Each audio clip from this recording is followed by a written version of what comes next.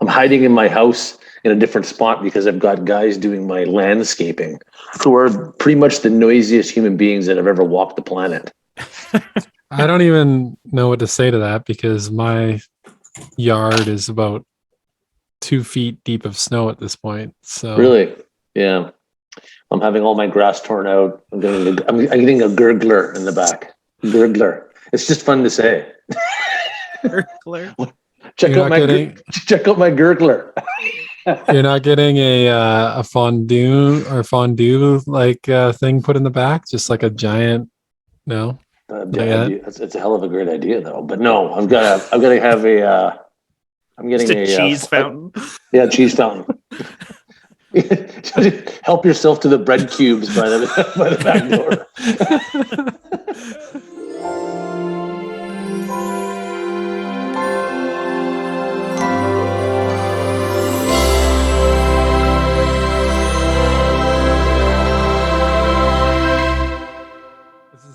This is so exciting. I never expected to be so excited about our holiday episode, but this is going to be a lot of fun. Excellent. That's awesome. What do you got planned? Oh, so much. Oh, so much, Jordon. So many things. But you've been on the show. We very much appreciate you. So we got you a little something. Got a little box here. Nice. We know you're a little bit of a chef. You're a little bit of a musician. Lots of things. So wanted to know how you feel about Slayer.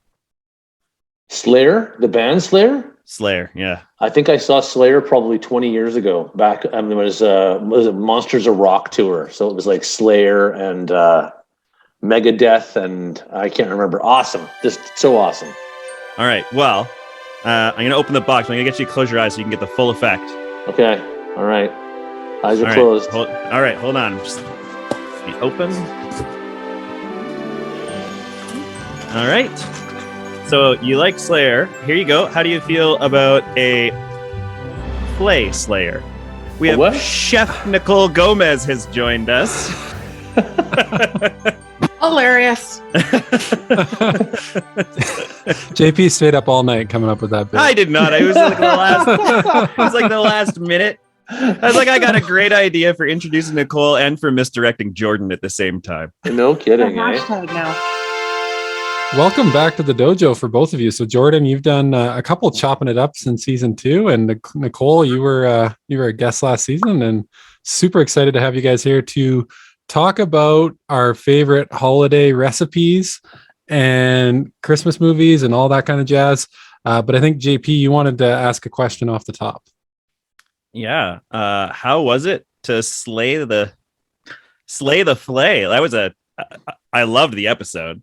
So for people who might not know, I feel like everyone who listens to this show has to watch Food Network. Maybe that's just because I'm a Food Network nerd, but no, it's a prerequisite. It's an absolute prerequisite. Absolutely. Nicole is on Beat Bobby Flay, and as the title suggests, she beat Bobby Flay. Amazing. That's incredible. Congratulations. Thank you. I'm just trying to get my headphones going. I'm so sorry. Whenever I watch Beat Bobby Flay, I always vote for everyone to beat Bobby Flay. Yeah, I think everyone does. Yeah. He's a interesting dude. It was good. It was like kind of epic that I got even asked to do it, to be honest. I got asked, I don't know if you guys know, but I got asked like in 2019. So kind of left him hanging for a little bit, or build suspense, leave him wanting more. I answered right away. I was like, nope, I'm gonna be yeah. No, they just a random email into my inbox, and then it was amazing, and yeah, I mean, I said yes, obviously, and that was September of 2019, and then I was filming by October of 2019. I was in New York. Yeah, it's pretty cool to go. Very cool. Very cool. Very. Yeah, that's awesome. Yeah. I don't know, this whole competition chef thing is bizarre to me. I love it, but I didn't ever expect that in my career at all. So it's kind of interesting. Do you have to tweak your recipes for that? Like, I feel like some of these judges are just so inundated with salt that they no longer taste flavor. They're just looking for salt.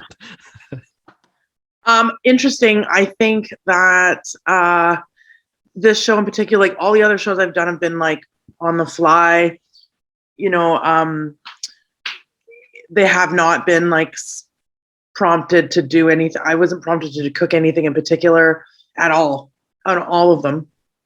But this one, they do kind of ask you, like, if you were to go against Bobby Flay, what would you cook? And I'm like, chicken.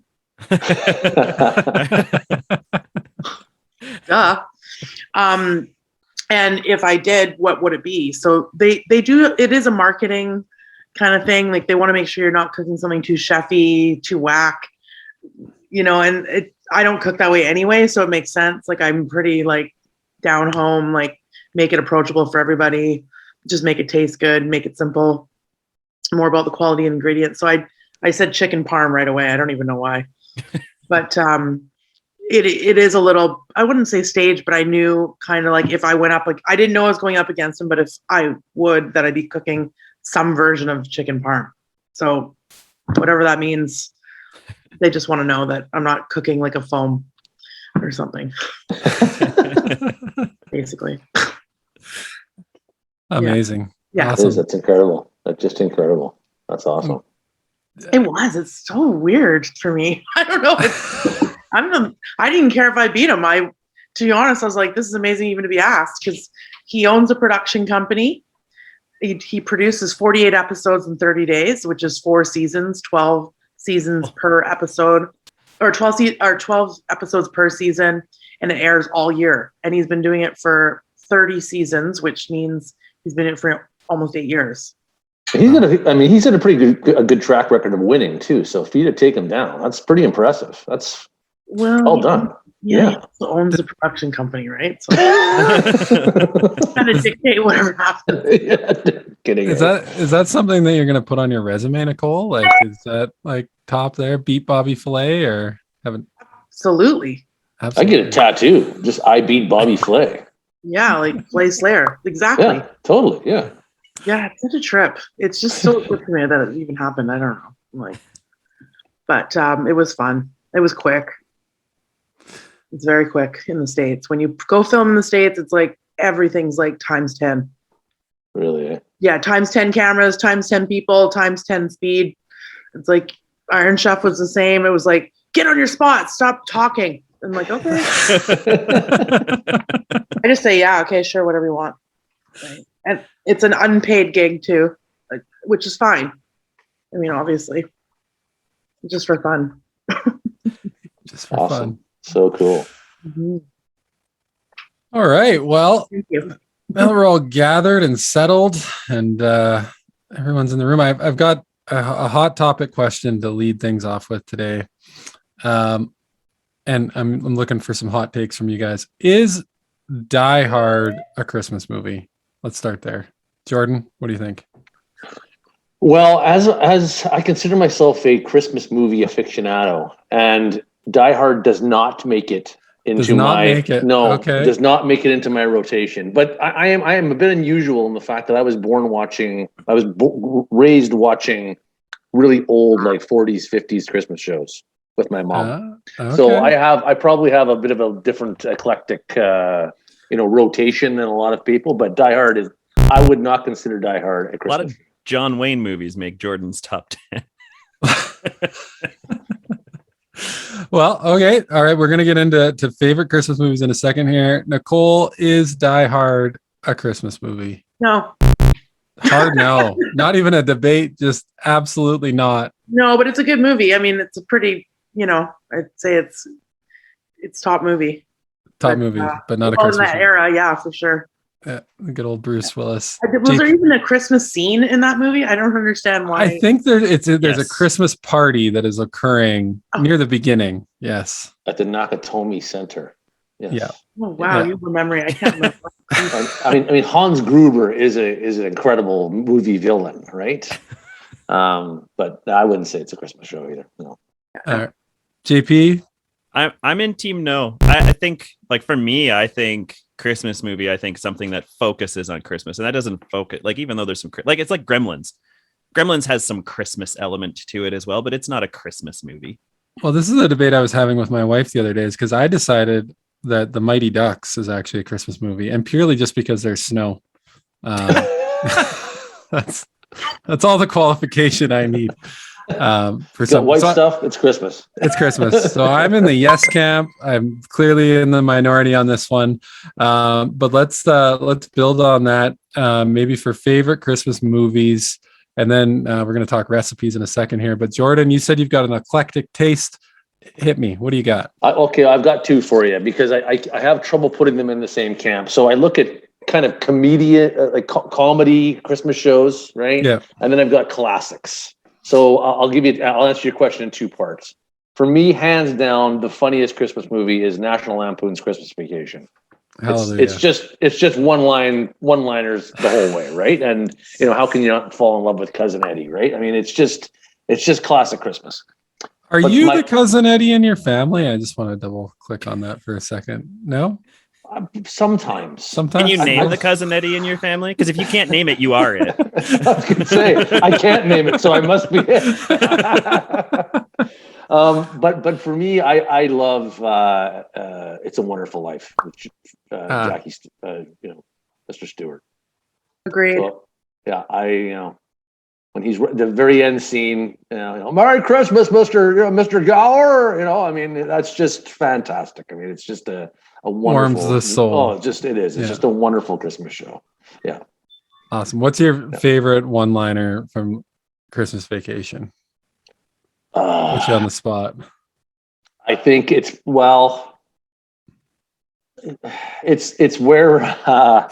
Cousin Eddie and Clark go out Christmas shopping, and he's like, the dog food, yeah. The dog food smashes the light bulbs, and he says, we'd like to give you and your family a very special Christmas. And he says, Clark, I'd like to get you something nice, real nice too, right? So that just every time I watch it, it just absolutely floors me. It just kills me. It just makes me howl. Just absolutely makes me howl. I haven't watched it yet this year. I got to get there. Me neither. It's one of the ones I haven't watched yet. Yeah, I've watched all my old ones, Christmas in Connecticut and things like that, but I haven't watched. I'm saving it. Yeah. Nicole, what do you got? What's in your must-watch Christmas movie list? Right away, Elf. Watched it last night. Yeah. Awesome show. Yep. Yeah. Classics, Miracle on 34th Street. It's a pretty good one. I wouldn't call that a classic, but I mean older. Elf, Home Alone. Home Alone. I mean, come on. Which Home Alone? Classic number one or the New York one? Because I can kind of go either way. Yeah, I think the classic one for me. Yeah, me too. Number one. It was a surprise. That's probably why, because it's like he was a surprise actor. He was a surprise. It was just a good feel-good show. Plus, when the old man and him hook up in the church, and I mean that's a very heartwarming moment. I will admit that perhaps I shed a tear, the first time I saw that. Yeah. But did anyone ever establish what Kevin's dad did to afford that house in like suburban Chicago? No, I don't think they ever say. I don't think they ever say. Apparently now you can actually book a night in that hotel, or not. They've like made it into like a place you can go stay. Oh, we got some Christmas music coming in. And the older brother, what was the older brother's name, JP? Biff? No, Buzz. Yeah, he'll like give you a tour of the place. It's like a whole thing. But I digress. That career's gone sideways. Too bad. His light was so bright. Little known fact, or I don't know, maybe well-known fact, Nicole, as well as my daughter is actually named after a character from Elf. So her name is Jovi, and that's where we got the name from. Amazing. Right? That's a good name. It's solid. Don't hear it anywhere. And good. Great name. It's a great name. Memory. Yeah, she brings a lot of joy to us. So, PJ, what do you got? I feel like all the good ones are like the classics that I watch are gone, because I was actually gonna go with Miracle on 34th because that's a good one. I started thinking about it, and I've been watching some of the like classic cartoons and stuff. Now that I've got a 2-year-old, I have an excuse to do it and not be shunned for it. Frozen. But I quite like the classic Frosty and Rudolph and those. The only thing I don't like about Rudolph, I've discovered, is I don't understand why they had to make a noise when his nose lit up. And it's like the most annoying. It is like when Jim Carrey and Jeff Daniels are in the truck and they're like, "You want to hear the most annoying noise in the world?" They used that sample for the nose light up sound in Rudolph, and I don't know why. Yeah, plus Santa and Rudolph, he's a real ass. Like he's really not very Santa-ish. Like he's really not a nice human being in Rudolph. Well, he only needs to be nice one day a year. Well, At least it's realistic. True. True. Gotta make cartoons realistic these days. True enough. But I got to think of like Mickey, the like Once Upon a Christmas is a really great Christmas movie. What's the other one I was thinking of the other day? That Like you talking like the old Rankin Bass ones, like You're Without a Santa Claus, like those ones. Yeah, and yes, I love Heat Miser. I mean, Heat Misers, Heat Miser, Snow Miser is just awesome. Oh, the other one I thought of was Muppets. The Muppets. That's a good one. Christmas. Yeah, that's a good one. Yeah, that's a good one. Did you know that there's like an extended and a non-extended version that is like missing a bunch of songs, and like you can only get the non-extended one now? I only know this because that's my wife's favorite one, and it's the whole thing. If you want interesting Christmas movie facts, Charlie Brown Christmas, which everybody loves and everyone talks about, oh, it's so wholesome and love how it's not commercialized, blah blah blah. It was written as an advertisement for Coke. It was literally the entire thing was an advertisement for Coke. That's why if you listen to when the choir is singing, it actually gets cut off. It's because at the very end of the song, they bring up a thing that says brought to you by the people who bottle Coke in your neighborhood or whatever the slogan was. So they've cut all the Coke pieces out for current consumption, but it would never have been made if Coke did not invest in it. In fact, the network didn't want to air it at all because they thought it was horrible until a critic went and saw it and said it will be on for 100 years because it is that good. It's a super interesting story. It takes that sponsorship to make things. They sold it without having it. They walked into the offices and said, "Yeah, we've got a Charlie Brown Christmas for you." And then the guy who sold it to them called Charles Schultz and said, "Hey, we've got this. We've got to make this Charlie Brown Christmas." And he goes, "What the hell is a Charlie Brown Christmas?" So they had to do like 30,000 cells in something like 3 days or something like that. It was crazy how much work they had to put into it. That's why there's also all the errors that you see in Charlie Brown Christmas. It's funny. I was talking to someone the other day about this, and I thought, I wonder when Vince Guaraldi, who did the music for Charlie Brown, right? That's the Vince Guaraldi Trio. Whether he actually at the time, whether the music was actually done for Charlie Brown or whether he did it, I can't remember. But whether he actually knew that he was writing one of the greatest Christmas albums ever.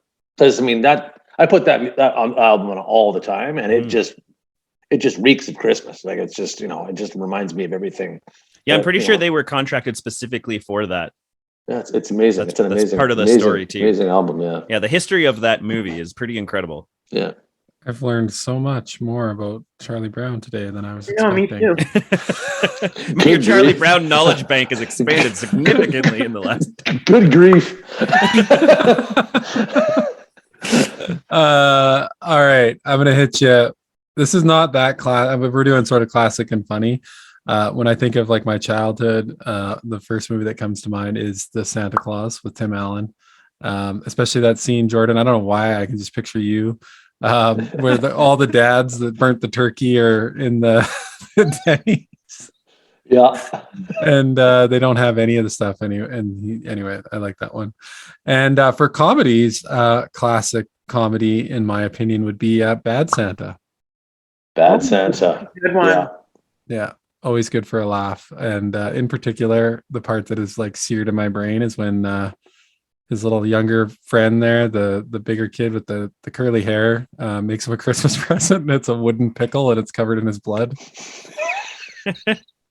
The part for me that hits the all-time low in that show, though, is when he's drunk out of his mind and goes home and opens up the kid's, with the chocolate with the little thing in it, and he eats it all and wakes up and I just like, oh man, like that is just awful. What was the Bill Murray one? It's old. Scrooge. Oh, Scrooge. Is it Scrooge? Did he not do another one called A Very Merry? It was kind of musical-ish. A Very Merry Christmas? Oh, maybe. It was the one. With Maybe. Because in Scrooge, though, remember, he's the movie producer making the musical. The Christmas Carol. Yeah, I love Bill Murray so much. Starring Mary Lou Retton. That was she was Tiny Tim, Mary Lou Retton. She remember Mary Lou Retton. Bill Murray's a beauty. Oh, Yeah. he's awesome. The one that jumps to mind that we missed is Christmas Story. Classic Canadian. That was Canadian? Yeah, it was With the actually lamp? it was actually shot in my hometown. Right. A lot of it. There is an old school, and they've now protected the school as a heritage site where the lamppost is that the kid gets his tongue stuck to. Oh, yeah. So people would actually go there and stick their tongue to it, thinking that they could just pull away. But no, it's legitimately metal in the cold. Don't do that. Shoot your eye Okay. out, kid. Yeah, that's exactly what I was thinking. That's a line that gets brought up every Christmas. Totally. You know that's actually a book. It was actually a short story in a novel. So the guy that narrates it actually was the author of the short story. Oh, And I actually read the book before I ever saw the movie. There you go. Yeah. but if you're talking about Santas who are, complete jerks, like that Santa at that mall, just stomping on kids to push them down the slide, yeah. like that is what I Santas forgot do. about that. Yeah. Yeah. Ho ho ho. All right. Switching gears. Favorite holiday recipes.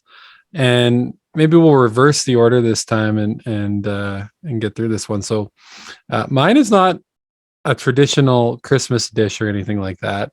But more so around this time of year, usually you've got like the Grey Cup, the Super Bowl, sporting events, those kinds of things. Mhm. And I've got like this 1-2 punch combo that I like to make. So for the appy, I like to make jalapeno poppers, but with scrambled eggs and cream cheese and sriracha inside the jalapeno and then wrapped in bacon. I don't know if Nicole was like in, and then it seems like maybe you're out after I added the eggs. I don't know. I'm formulating why that would be a thing.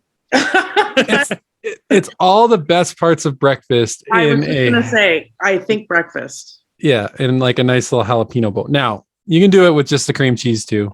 What I do is I take the cream cheese, mix it in with sriracha, kind of froth it up a little bit, put that in there, put the bacon on top, and that's my go-to appy. Seeing as most football games are pretty early though that time of year, the breakfast lunch line is kind of straddled when you're doing the appy, so the eggs work well. No, Jordon and I are like, nah. I don't know. The eggs throwing me off, man. I don't Yeah. know. Yeah. You gotta- That's the problem. Get it. you got to try it. It's a little different. So after that, after I made that, I started putting cream cheese in my scrambled eggs all the time, and it is like 10 out of 10. Yeah. Yeah. Yeah. You gotta invite me over for that. Done. Yeah. I mean, Done deal. I'll try it. Yeah. It's Right. food. I will put it Yeah. in my mouth. All right. Second thing, and this is my go-to, and is chili. And I have a couple of special features in my chili. So it's my dad's recipe, albeit it's been a little bit changed over the years because I quit drinking and I stopped eating beef. But so it's just like your standard chili, but then it's seasoned with brown sugar, dry mustard, and chili seasoning. And I don't know what it is about those three things, the way that they come together. It's kind of got like that sweet, but the salt at the same time. And I don't know, I get a lot of rave reviews about my chili. So this past weekend, we had a little bit of a Grey Cup gathering. And because it seems like in today's world, you're kind of having to accommodate for a lot of different people, I made a pork one, a turkey one, and a veggie one. And guess which one got all eaten out of those three? Veggie. Gotta be the veggie, yeah. The veggie one was not touched, other than by my sister, who's a vegetarian. I felt like we got baited. I don't know. Yeah. People were like offended that I made. They're like, "Ew, veggie." I'm like, you realize that these are entirely like made from the same thing. I just added some meat to it. But the pork one was devoured down to the bottom, and the turkey and veggie were basically left untouched. So that's what I've been eating all week is turkey and veggie chili. So Veggie chili. those are my holiday go-tos. You turn it into shepherd's pie. Turn it into shepherd's pie. So many things you could turn it into. Like what I did with my leftover cluck and cleaver that time. I turned it into like a salad with the we took the French fries, put them in the waffle maker. Oh man. Oh, so good. So good. Yeah. I really want to eat one of those. I've been promised once COVID's over and I fly to Alberta that I'm going to be taken. So where are you situated, Jordan? I'm just outside Vancouver in Chilliwack. Oh, nice. Yeah, I'm in Vancouver. Yeah. Well, you never know. No. We might be in Langley at some point. Please. We might be in this really specific location at some point. Oh, we are. We're flying into Langley. I think that's our spot. There's a chance if you look at 123 Main Street sometime in the future. Who knows? All right.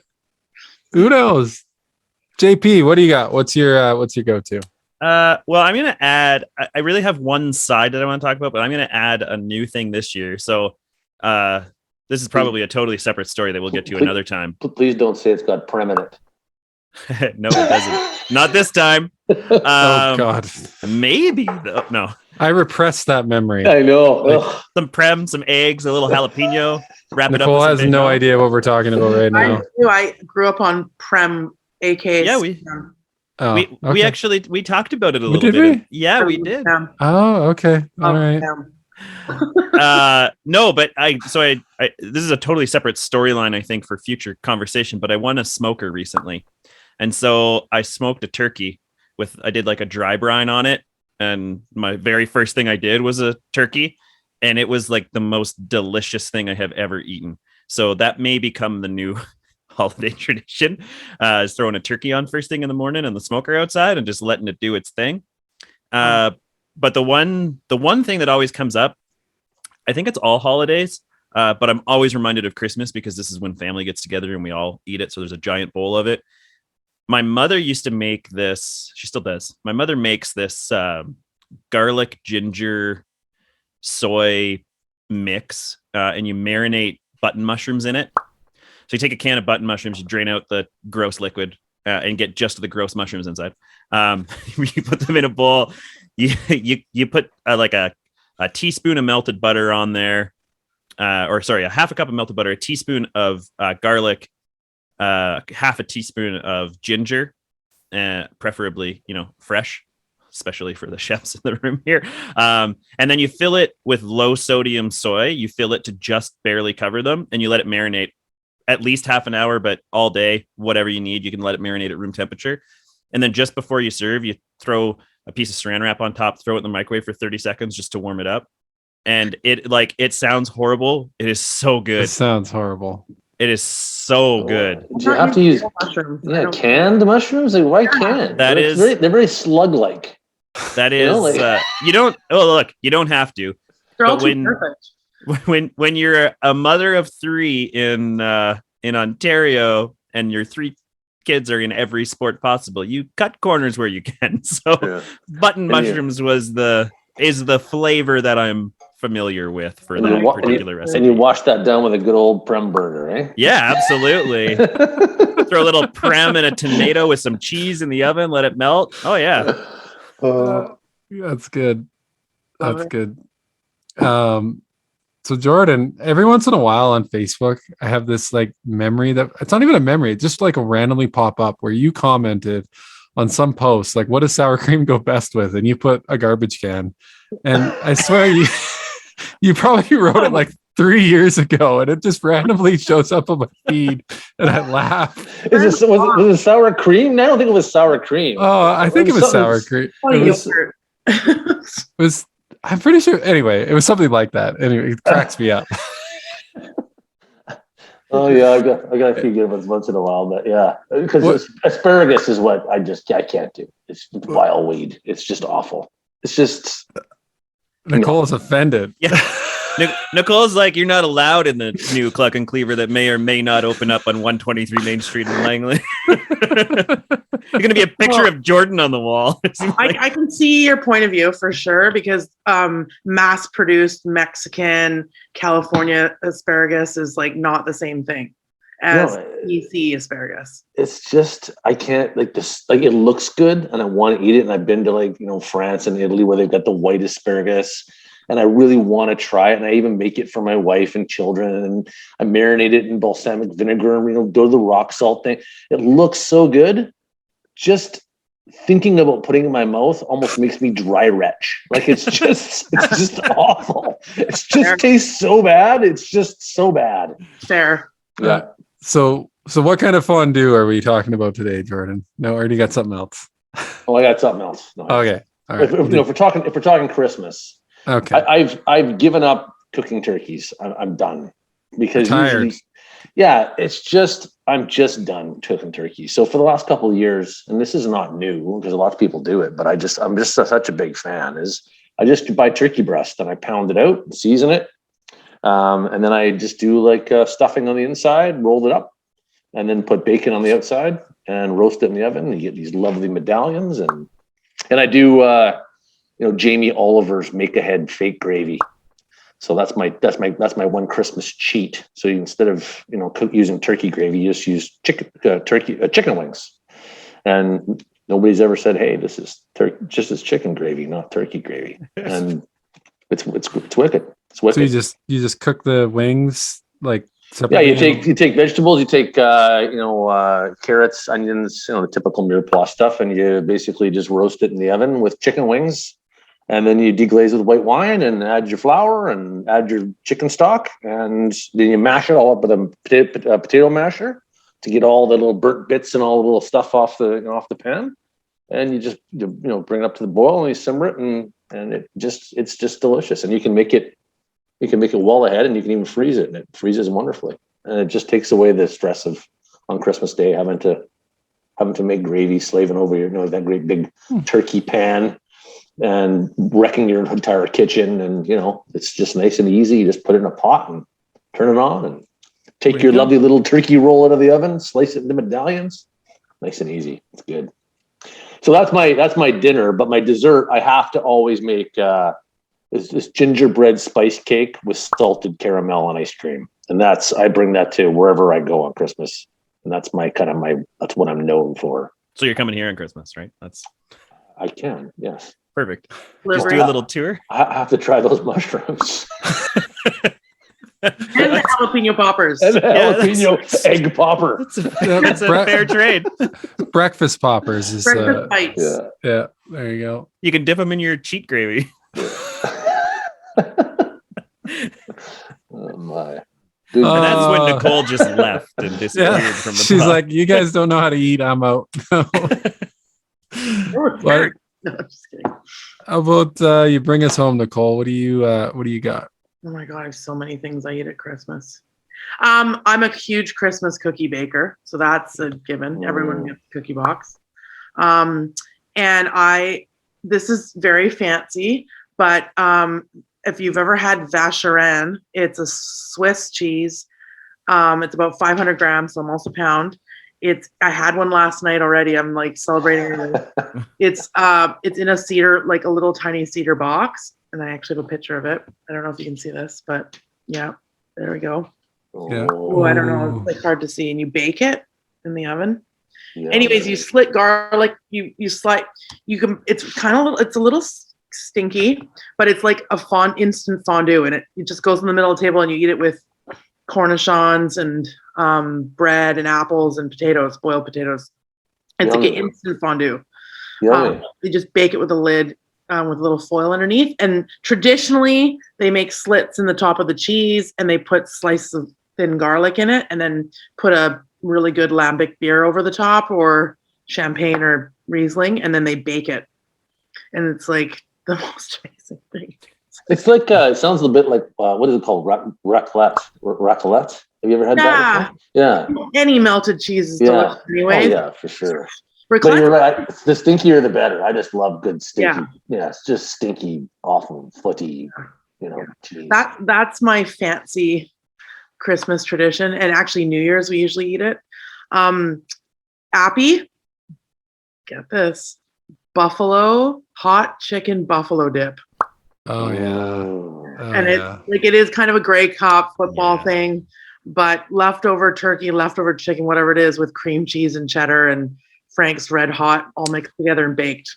That's like just Yummy. That's it. cheese in it, mind you, but If I go anywhere and that is like on the table, I can't stay away, especially with like a nice layer of cheese on top. Oh, like I'm all in. apparently I'm having a cheese Christmas, but meat wise, like I don't turkeys. Yeah, I get it, but I'm more a porchetta chick, like a big roast pork with crackling. Oh yeah. So good. So good. That's what I'm doing this year. Good for you. That's awesome. Nicole talks for like 30 seconds about food, and I have to purposefully like hold my mouth shut so the saliva's not flown out of my face here. I don't know, man. Your button mushrooms, those were pretty appetizing. Seriously, try them. Just give it a try once there, jalapeno boy. Try it with real mushrooms, but okay. Mhm. Real mushrooms, That's I'm in. I Sure. love real mushrooms. I'll eat them all day. Try it with real mushrooms, and then if you really, really like it, give the canned version. That's a hack for your competitions there, Nicole. That's what you can use canned mushrooms for. You know what? That people love those flavor profiles, so it makes complete sense. The microwave, maybe not, but like I was on a show and I pulled that out and I'll go, well, JP told me to do that.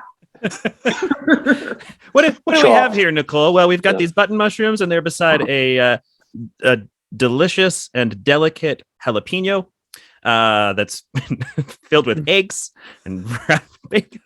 Can of Prem and a big bunch of asparagus. There you go. Yeah, served on a bed of Prem.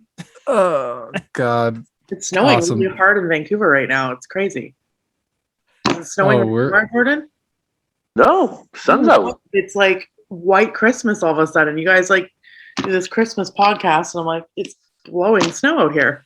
I sent it from my house that you can have some of the like 2 feet of snow that I'm looking We at. just hired a guy to stand outside with potato flakes and shake them by your window. Oh, this has been awesome. Really appreciate you guys hopping on. I guess on the way out of here, anyone got a favorite Christmas song? Oh, I am, but I'm embarrassed to tell you what it is. But Oh, I'll tell it to you anyways. I don't care. I don't care because I love it. Mariah Carey, all I want for Christmas is you. I adore her. Like I'm just. Hey man, nuts it's for her. catchy. Like, It's catchy. I just every time it comes on, I dance, I sing, I make a fool of myself. I don't care. classic. I don't care who knows it. Who cares? Yeah. Good. It's like no one's looking, as they say. Oh, even when people are looking, I make a complete ass of myself. Preferably when people In the are car, I point my finger at the other drivers. I do the whole thing. Love it. Oh my god, I love it. Can you do a cover of it, Jordon, on guitar? That would be amazing. Well, no, I tried. I actually did try, and You it's did? just not the same. Yeah, it's just not the same. It's just. Okay. Were you wearing a wig when you did it, or No, high heels, but no. no wig, just the high heels? I always catch myself. It's not one that comes to mind until I hear it, but Let It Snow. For some reason, as soon as I hear it once, like I spend the entire rest of the season just randomly singing that song. Like let us know, let us know, let us know. Yeah. Yeah. It's the weather outside is frightful part. Every time I hear that, it just something clicks and I have to finish the rest of the song. Just every word, like you got to finish the whole thing. Yeah. All right. I'm doing it inside my head right now while we're done. Love it. I came across this very random song, but we have to listen to it every year around this time of year with my kids now, and it's called "Grandma Cooked the Dog." No. What? And it's ridiculous, but it's my son thinks it's the funniest thing he's ever heard, other than maybe Mr. Hanky. That's his new thing, but I digress. Nicole, you got any favorite Christmas songs? Yeah, I'm a real, like, I love jazz and I love R&B and soul. And it's not a classic. Well, it is a classic to me, but Otis Redding's White Christmas. Yes. So good. Anything Otis Redding, really. Blue Album, one of the best albums ever made, I think. Yeah, all the jazz. Top 5. Yeah, it's just, and I've been listening to Christmas music since November, like 10th, because that's when I put up my decorations. I was like, I'm ready. You're in. Yeah. Hey, you Okay, waited. Whatever. You waited. I had all the neighbors around here who were like, all right, Halloween's over. Christmas decorations immediately, like as they're taking down Halloween stuff, they're putting up Christmas stuff. Yeah, we got to enjoy the small things, right? Like, it's seriously just, I think celebrating that stuff is really important. So why not do it every day? If it's Christmas in February, whatever. Yeah. As long as you're happy. I totally agree. I couldn't agree more. I start singing Christmas carols. Well, my birthday's actually, Nicole, you called it up November 10th. So I don't start celebrating Christmas till I have my birthday, and then it's all on. So there you go. So yeah. Oh yeah, my tree was up like November 10th. I was like, fantastic. I don't know why people wait like to put it up 2 weeks before Christmas. You go to all the you go through all this finagling of it, and then it's only up for like 2 weeks. Well, especially if you got a artificial one, like why not? Like I used to always get real ones, so I couldn't put them up because they'd be dead and dropping needles all over the place. But now I've got 2. I've got one upstairs, one downstairs, and I have them both going all the time. It's fantastic. You cut down your own tree? I used to, but not anymore. Yeah, it's fun. You just did it from the neighbors, though. You didn't go somewhere to cut trees. Exactly.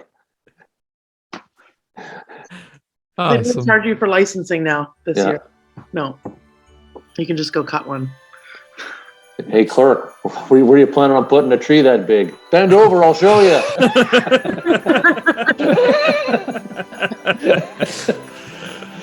That is the perfect note, I think, to end this episode. So thanks for tuning in. Jordon, Nicole, Merry Christmas to you and yours. Really appreciate you guys hopping on, and all the best in 2022. I'm sure our paths will cross again somewhere in there.